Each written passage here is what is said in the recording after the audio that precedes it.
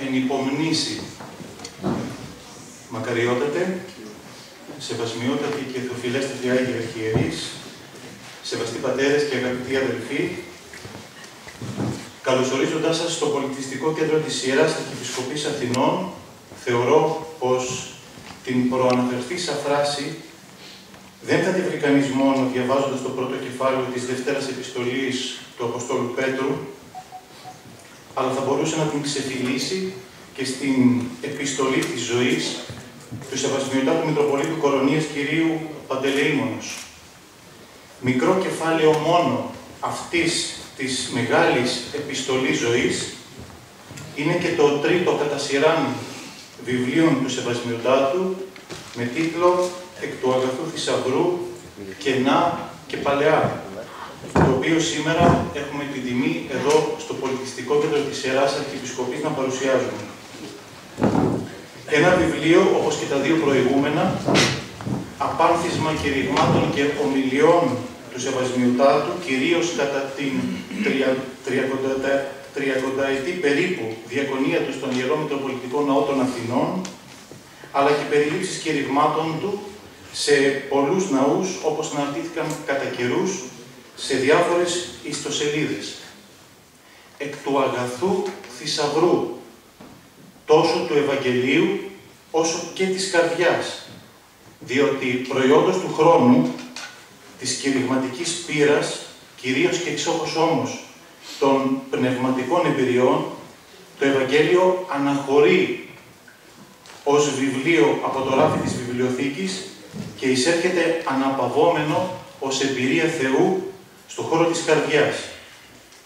Έτσι το κήρυγμα δεν είναι πλέον μία ομιλία για το Ευαγγέλιο, αλλά κήρυγμα του ίδιου του Ευαγγελίου.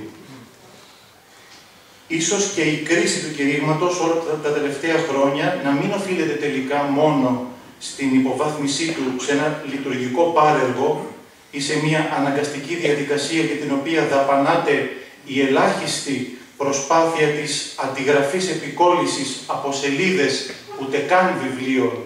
αλλά του διαδικτύου, και να οφείλεται σε αυτό που η διορατική ματιά του πατρός Αλεξάνδρου Σμέμαν είχε εδώ και δεκαετίες διαβλέψει, στο ότι το κήρυγμα έχει γίνει ένα είδος προσωπικού ζητήματος του ιεροκήρυκα, επαφιέμενο στο χάρισμα του λόγου του. Ωστόσο, αυτό το γνήσιο χάρισμα του λόγου, για το οποίο έκανε λόγο ο πατήρ Αλέξανδρος Σμέμα, αυτό λοιπόν το γνήσιο χάρισμα του λόγου για την εξαγγελία των καλών νέων δεν είναι κάποιο έμφυτο ταλέντο του ιεροκήρυκα, αλλά είναι χάρισμα του Αγίου Πνεύματος, που δόθηκε στην Εκκλησία για την Εκκλησία. Η γνήσια εξαγγελία των καλών νέων δεν υπάρχει χωρίς την πίστη πως η Εκκλησία ως σύναξη είναι όντως μία σύναξη εν Αγίο Πνεύματι,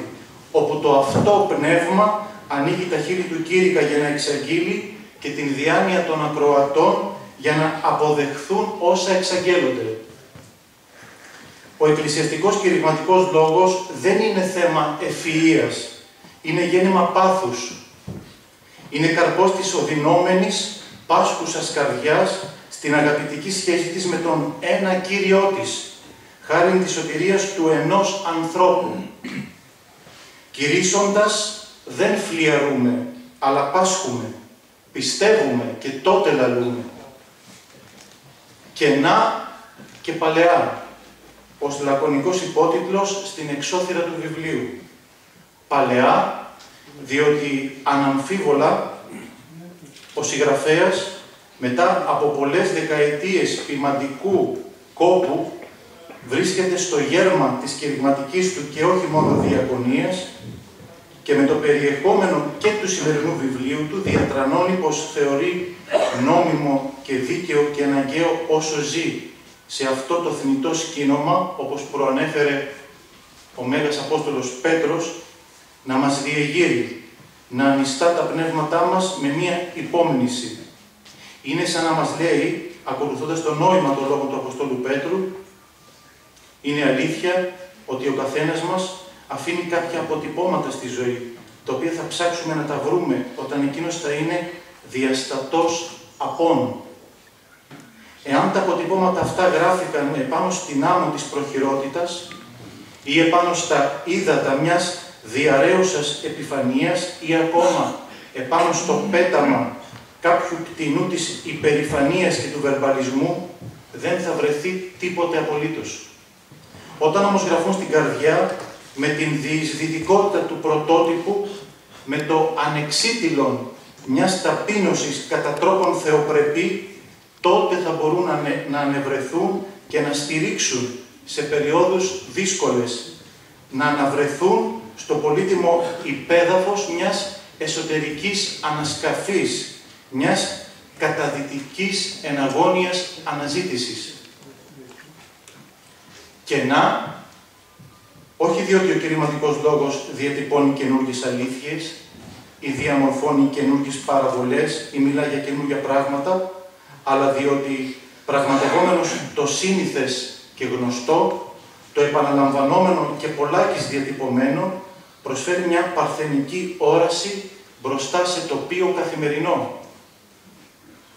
Και προσωπικά πιστεύω, ομολογεί εκείνος που κατάφερε να διεμβολήσει το κέλυφος του ορατού, φτάνοντας στην διάσπαση του πυρήνα του μυστηρίου ελίτης, ότι έχει πάντα περισσότερα να μας πει ένα παρθένο μάτι που μόλις επέστρεψε από τον γύρο των γνωστών μας πραγμάτων, παρά ένα μάτι κοινό που αξιώθηκε να πλανηθεί σε παρθένες περιοχές. Αφήνοντας όμως τα σημαντικά και περισσότερα της ανάλυσης του σημερινού βιβλίου στους τρεις απόψινούς ομιλητές μας, τους οποίους και θα ήθελα να καλέσω ευθύς αμέσως στο βήμα, στο πάνελ των ομιλητών, και τους οποίους εκ μέρους του Πολιτιστικού Κέντρου της Ιεράς Αρχιεπισκοπής Αθηνών ευχαριστούμε και καλωσορίζουμε εδώ, στον χώρο αυτό, στο Σεβασμιότατο Μητροπολίτη Σύριου, Τίνου, Άνδρου και Ασμύρου και Μικόνου κύριο Δωρόθεον,